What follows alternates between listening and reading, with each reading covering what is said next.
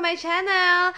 Ang pag-uusapan po natin guys ay simula ovulation hanggang ma-fertilize yung egg hanggang sa implantation. Tapos yun yung mabuong zygote o kaya yung may implant na mabubuo na baby. Kasi guys, madaming nagtatanong kung ma'am, buntis ba ako? Kasi may nangyari sa ganito, ganyan.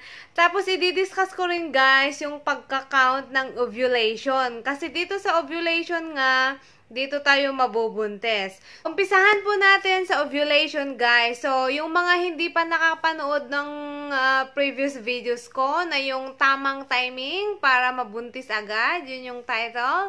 Ang ovulation po, guys, ito yung process na magre-release yung ovarium natin ng itlog, yung egg. Tapos ng itlog na yon, yun yung ma-fertilize at mabubuong baby. Guys, ito yung menstrual cycle natin at sa pagka-count natin kung kailan yung ovulation natin. Ipapaliwanag ko ulit guys kasi madami ding hindi pa nakakaintindi sa pagka-count ng ovulation. Mahirap talaga kasing intindihin guys. Nung student pa nga kami sa nursing course namin, mahirap. Tapos hanggang sa lumaon na lang, ayun naintindihan na namin. Alam ko guys na mahirap intindihin. Ito ipapaliwanag ko po ulit. So, ito ang menstruation cycle natin, guys. Ayan. Regular na menstruation, guys, ay 28-day cycle. Ayan, 28 days. 28 days cycle. Halimbawa, kung nag-umpisa ka ng uno nag-mens, tapos, after ng 28 days, meron ka na namang mens. Yun yung 28 days cycle. So, ang pagka-count po guys, dun sa umpisa ng mens natin. Halimbawa, okay, dito ka nag-mens sa uno. Natatapos yan hanggang 7. Meron ding mga babae nagbe-mens lang 3 days. Ako, 3 days lang. Kaya, lucky me. Kasi ang haba ng 7 days, so. Ayan, umpisa ng auno, dito tayo magka-count. Hindi dun kung saan matapos yung mens natin, hindi dun. Sa unang araw ng regla natin, magka-count tayo hanggang 28. Tapos, after ng 28 days, magme-mens na naman tayo. Yun yung 28 days. Meron ding mga taong 30 days cycle, 35 days cycle, ganon. So, ayun, ang pagka-count. Umpisa sa unang araw ng mens.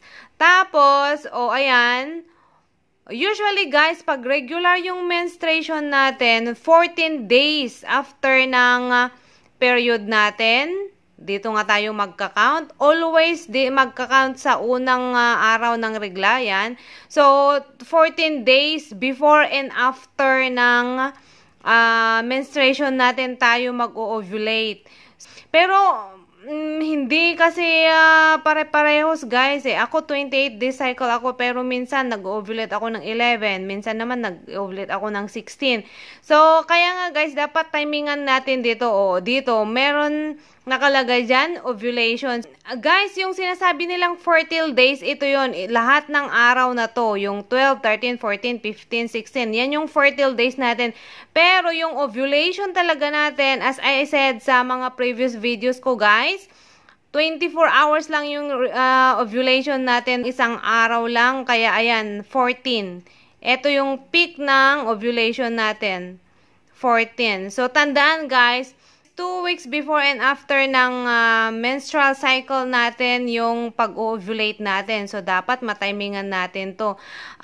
Okay din naman guys na itry na din natin ng 12 or 13 or 11 kahit alam natin sa 14 pa yung mismong peak ng ovulation natin. Kasi yung sperm guys nabubuhay sa sa loob natin ng 6 days. So, pwede na rin yun. Tapos, ano naman yung mga signs na nag-ovulate tayo, guys? Ito, ulitin ko po ulit. Yung unang-unang signs, yung cervical mucus natin, egg white, yung lumalabas sa puweta natin. Tapos, may sinat tayo kasi nag-elevate yung temperature natin pag nag-ovulate tayo. Tapos, yung may pangit na discharge na hindi alam ang ovulation nila talaga, buti talaga i-track natin gamit tong LH na to. Kasi nakikita yung LH natin, yung luteinizing hormones natin sa urine natin, sa pipi natin. So, as I said, malaking tulong talaga tong OPK, itong ovulation predictor kit, kasi yung peak talaga, so yun yung timingan mo. So ano naman yung fertilization? Pag na-fertilize yung egg natin, pag na-timingan natin yung ovulation natin at may pumasok doon, eto mabubuo siya at mapupunta doon sa mattress natin. So, ayan guys, as I said, pag ovulation, yung ovaryo natin, magre-release siya ng egg. Ito na yung egg. So, within 24 hours yan. Tapos, magta-travel na yung egg natin papunta dito sa fallopian tube, papunta dito sa mattress natin kung magre-regla tayo. If, ayan, meron mga sperm. Dito yung, ayan mga black na yan, ito yung mga sperm. Pag na-fertilize na yung si egg natin, ayan, may mabubuo na siya na zygote. Ayan, zygote ang tawag. Ayan, maganda. Day 1, ayan, day 2, magiging 2 cells siya. And then, pag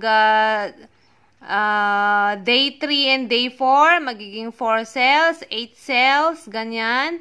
Hanggang sa day 5, magiging blastocyst na siya. Ayan, medyo nabubuo na dito. And then, day 6 at day 7, ayan, pababa na siya dito sa mattress natin kung saan siya mai-implant. Tapos, ito yung implantation. Ayan, yung implantation. Kakapit siya dito sa lining ng mattress natin. Tapos, yung pagkapit niya dito sa lining ng mattress natin, napapansin nyo, ayan, kumapit siya. Ito yung magkukos ng konting bleeding lang, guys. Yun yung mag-i-spot tayo. Sabi natin, mens natin sa kalagitnaan ng buwan. Hindi pala, na-implant pala yun. Tapos yun. Unang signs na, early signs na alam mo na mabubuntis ka kasi doon sa implantation may magaganap na spotting dahil dito. Tapos ito ipapakita ko yung video ng buong process na yon. Yan guys, magre-release yung ovaries natin ng egg during ovulation.